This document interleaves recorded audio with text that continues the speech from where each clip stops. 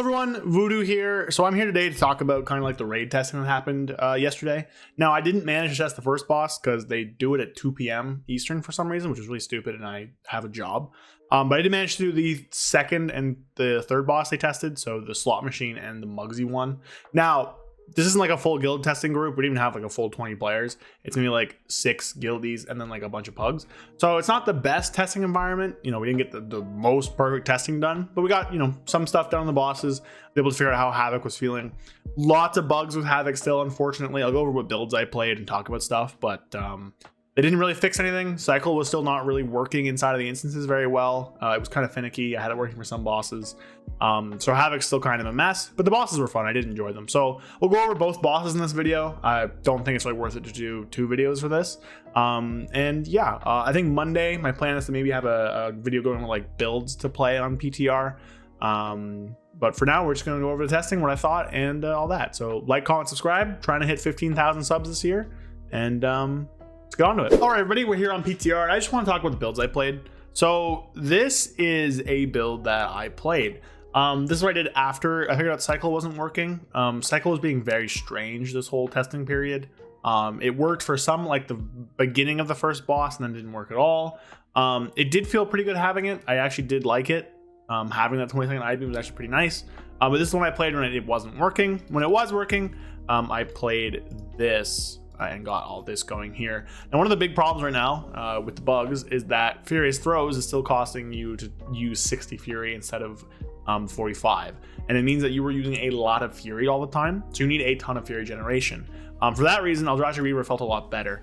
And the I-Beam Fury talent here actually really helped out because you're using I-Beam every 20 seconds. So every 20 seconds, you're getting a ton of Fury from it. Now, again, I don't know if maybe it's better to drop a point at a Dancing with Fate, put it in here or whatever. But this is what I ended up using, and this felt pretty good on the fights. I didn't use Inertia just because there was so much going on and it's so buggy and everything like that. I didn't really feel like it. But Inertia would be pretty powerful with the 20-second Cycle of Hatred stuff going on there. Now, I did try a Felscar build as well. I tried this when Cycle was working. Yeah, I don't know. It didn't feel good at all. Now, I'm not playing Shadow Destiny because of the fact that like Cycle is really weird in terms of synergy with Felsguard, and you kind of don't want Shadow Destiny because you want to drop out of the window. I don't know. Strange. Might have been worth it to play, but I didn't end up playing it. I didn't like this at all. Again, Cycle wasn't really working either, so you probably want to go somewhere like that, and maybe even take some more like Chaos Strike talents. But because you're taking Soul Scar, there's not really a ton of room to take the Chaos Strike talents.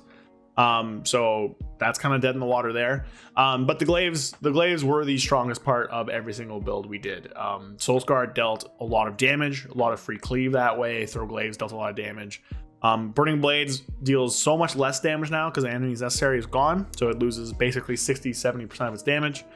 But it still does a good chunk with the glaives. Demon Surge also loses like 60% of its damage, 70% of its damage, and is no longer buffed by Student of Suffering. So you're losing a lot of damage with Felsguard. On top of that, because of the bugs with Furious Throws, right, you have to hold your Immolation Aura. You have to hold, well, I guess you don't have to hold Immolation Aura anymore, but you have to hold Sigil of Flame. You're not having the Souls generation. You're not having the Reaver's Glaive Keen Engagement thing that generates Fury that way. It felt a lot worse. But this build felt pretty good. We'll see what ends up happening. There's so many bugs still. Like, they basically didn't fix anything, so it's like nearly impossible to tell what they want to do.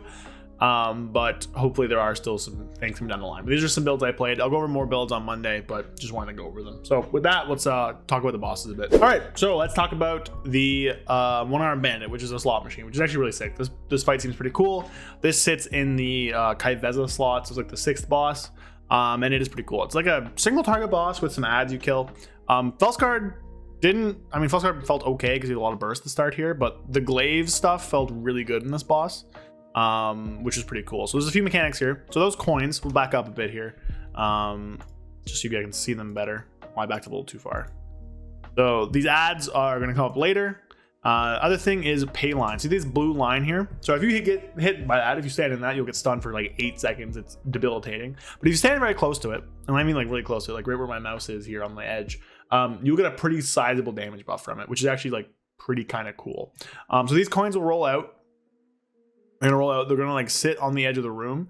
And then someone can go over, pick it up, and then throw the coins back and buff you again, which is kind of interesting, really. So someone's ran out over there. You're going to pick up the coin, and the coin should roll back this way. So if you stand right by that, you'll get buffed again. Now these ads get spawned, and these ads all have tokens on them as well. So you can't really see that one, but you see it over here. There's like fire. This one over here has coins on it. I don't remember what this one had. I think shock. Those drop, and they're going to give you different mechanics whenever you... No, not a great tank soak there. But they're going to give you different mechanics whenever you put them in. Now, the ads don't really matter, but you can combine them together. So we did, I believe, coin and shock, which is going to... Oh, no, we did shock and flame, I think, which drops down a coil. The coil is going to keep there and then shoot out these little things. So these blue lines, again, are the coins coming out. And the other cool thing is if you look over on the left side of the screen here, you can see different combinations that still can be put in. Because basically, if you put in the same combination twice, the boss gets really upset and will kill you. Now, again, this wasn't a great testing group that we had. A lot of pugs, very small amount of people here. So we didn't end up killing the boss. But once you get him down to like 40% or lower, I think, he kind of takes control and no longer will shoot at the coins. It basically changes completely. And we'll do like 4 different mechanic sets. It'll do triple shock, which will spawn a bunch of coils, which will shoot out like death walls that connect to the boss. It'll do fire, which shoots out lines. It'll do coin, which I think just increases damage, and then it'll do bomb, which is the hard enrage and will just kill you. If you want to see that, Dratnos actually has a great video on it. They did manage to get to the enrage. We did not. So we're killing all these ads down here. The glaives, honestly, were feeling pretty good in this fight. I don't know if this is my best fight from it, but see, I got the buff right there from that guy. Right, really close to it. So he's gonna spawn more ads here soon, and we're gonna do a different combination. We're gonna give us different mechanics. Little healing absorb goes out on everybody. Nothing too crazy there. Tank hit comes out. Nothing too crazy there. Goes to the middle. Spin to win. This is going to summon more of the little guys. Now the coil here was placed in a horrible spot. We're gonna go in the middle, and we are going to do shock, I believe, again. So we just kind of killed whatever was in the middle, just because the boss got dragged to it. I believe we're doing shock and coin. See, thing gets dropped on the ground. Go over, kill this guy. They have a kick you have to stop, which is pretty easy to deal with. And just kill him. Grab the coin. Extra action button. Deposit it's in, and now it's coin and shock, which is going to be like a bigger zap coil, basically. Just kind of sucks you in a bit. Deals damage. Nothing too crazy. Go over, kill the other guy. Pick up my buffs as I go by, just because it's a pretty good buff to have. And just doing more damage to the boss here. We do end up dying eventually because of the bombs that come out, because people just can't deal with them very well. Basically, if you touch them, they blow up and kill the raid. And of course, as a pug group, there are some players who touch them. I believe our warrior wasn't even in our Discord, so he kind of was just doing whatever. But we go to the middle. I think we do shock and bomb or something. I don't know. We just kind of kill whatever's in the middle every single time. Don't know if that's going to be the best mechanic, but it's just what it was easy for us on the PTR here. Actually, I think the call was made not even to do shock, and we just killed it for no reason. Yeah, it's just staying down there. But we end up wiping here. I guess this doesn't even show you the bombs. The bombs throwing a bunch of little ads in the ground. I don't have a clip of it, but yeah. So there's like shock, which does the coil. Coin basically just like buffs up and improves whatever you do. Fire involves fire stuff. There's bomb. The bomb fire summons ads that have like bigger circles around them. Fire shock does like the shock coil with the flames that shoot out, and fire coin just does like a nasty dot on you. But it's a pretty cool like fight. You get to like decide what you do, and then if you don't have a coin combination in, fraud detected happens, or if you have like the same symbols that happen, and we die. So that's that boss. Again, didn't get too far in it. Never got to the second phase. Just because of the testing group. It was a pretty cool boss, and one I think the glaives will end up doing pretty good on once we actually get to the point in the season where we're actually fighting this. We had some weird scaling. We were all 631, but pretty good stuff here. So that was that boss. Didn't do the first boss. We're going to talk about the final one now pretty quickly. All right, so this next box here is the second last boss of the raid, Muggsy, Heads of Security. And it's a fight where you are split down the middle with 2 sets of mechanics depending on which side of the room you're on, which is kind of interesting. Seems to be a pretty single target fight with some sporadic ads you have to kill. Pretty interesting fight. Mythic looks kind of crazy. But the fight basically requires you to swap back and forth. And again, this boss was pretty hard. It was not very easy with small group sizes. You see, we had like 14 players. Was not great with small group sizes, and was not great with an uncoordinated group. But basically, there's two sides. We're gonna talk about Z, I think, first. This side, uncontrolled destruction, gonna rain bombs on you, depending on which side you pick. He's gonna summon these ads right away. We just split up range and melee. And these ads, once they get to 80%, get stunned and take extra damage, which is kind of interesting. But they melt down pretty quick, and then he summons crawler mines. Now these mines, I think the proper way to deal with them, at least in this early phase here, is to have someone pop one, everyone soaks, and you move on to the next. There are other mechanics that can pop it. There's a frontal that does it that didn't really work to pop them. But this whole side of the room is basically like explosives. So you'll see, I think I pop a mine here. We go to the wall and do it. But whenever you pop a mine, it'll shoot you way up in the air. And then it's going to summon a bunch of spots on the ground like Sludge Fist. So we're going to go and do it. I'm going to do it. Goes way up in the air. Everybody has to soak these.